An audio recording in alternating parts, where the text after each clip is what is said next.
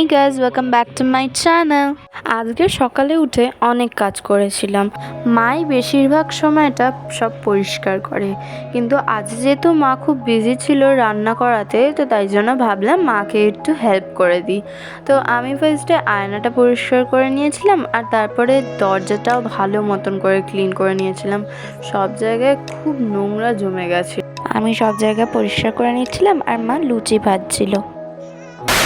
সব কিছু পরিষ্কার করে ব্রেকফাস্ট দিয়ে দিয়েছিলাম, আর আজকে ব্রেকফাস্টে ছিল লুচি আর মায়ের বানানো আলুর তরকারি। আর আমার মায়ের বানানো এই আলুর তরকারিটা খুব ভালো লাগে।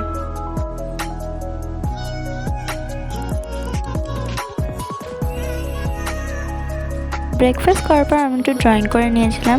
কাল যেহেতু ফার্স্ট টাইম ওয়াটার কালার শুরু করেছিলাম, তো ভাবলাম একটু প্র্যাকটিস করে নিই। ড্রয়িং করে আমি স্নান করে নিয়েছিলাম। স্নান করার পর পুজো করে নিয়েছিলাম। আজ স্নান করতে করতে অনেক দেরি হয়ে গেছিলো, প্রায় 2:30 বেজেই গেছিলো। যেহেতু স্নান করতে একটু লেট হয়ে গেছিলো, তো তাই জন্য খেতে খেতেও লেট হয়ে গেছিলো।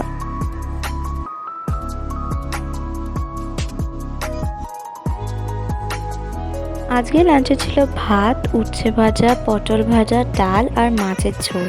দুপুরবেলা একটু আইসক্রিম খাচ্ছিলাম, লুকিয়ে লুকিয়ে খাচ্ছিলাম, কারণ ছিল অল্প, তো কাউকে ভাগ দিতে চাইছিলাম না। আর কিন্তু মা দেখে নিয়েছিল, তো মাকে শেষে ভাগ দিতেই হলো, আর আমি আর একা খেতে পারলাম না। সন্ধ্যাবেলা রেডি হয়ে গেছিলাম, কারণ দেখতে দেখতে দিদুনের যাওয়ার দিনটা চলে এসেছিল। 2000 years later. মামা যেহেতু কিছুদিন বাদেই জন্মদিন ছিল, তো ভাবলাম একসাথেই চলে আসি, কিছুদিন পর চলে আসবো। অনেকদিন পর আমার আংটি আর এই হারটা পরেছিলাম। যখনই স্কুল ছুটি পড়ে যায় আমি সব কিছু পরে নিই, হার আংটি, কিন্তু এইবার আর পরা হয়নি। তো ভাবলাম আজকে যখন যাচ্ছি একবারে পরে নিই।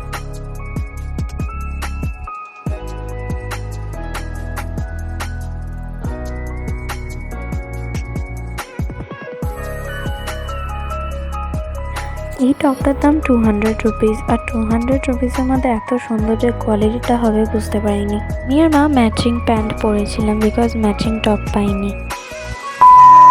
তারপর বাবা উবের বুক করে দিয়েছিল, তো উবের করে চলে গেলেন দিদুনকে নিয়ে মামার বাড়ি।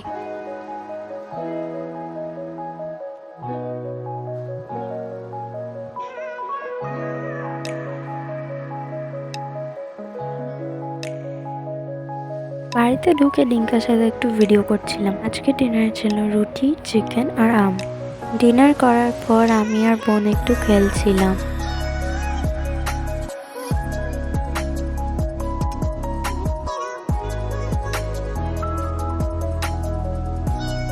ডিনার করার পর সবাই কোল্ড ড্রিঙ্কস খেয়েছিল, কিন্তু আমি কোল্ড ড্রিঙ্কস খাইনি, আইসক্রিম খেয়েছিলাম।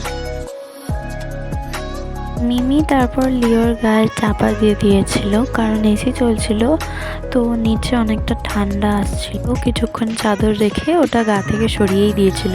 তো এইভাবে আমার দিনটা শেষ হলো। তোমরা আমার রোজকার ব্লগ সকাল 11টা থেকে 12টার মধ্যে পেয়ে যাবে, সো স্টে টিউনড।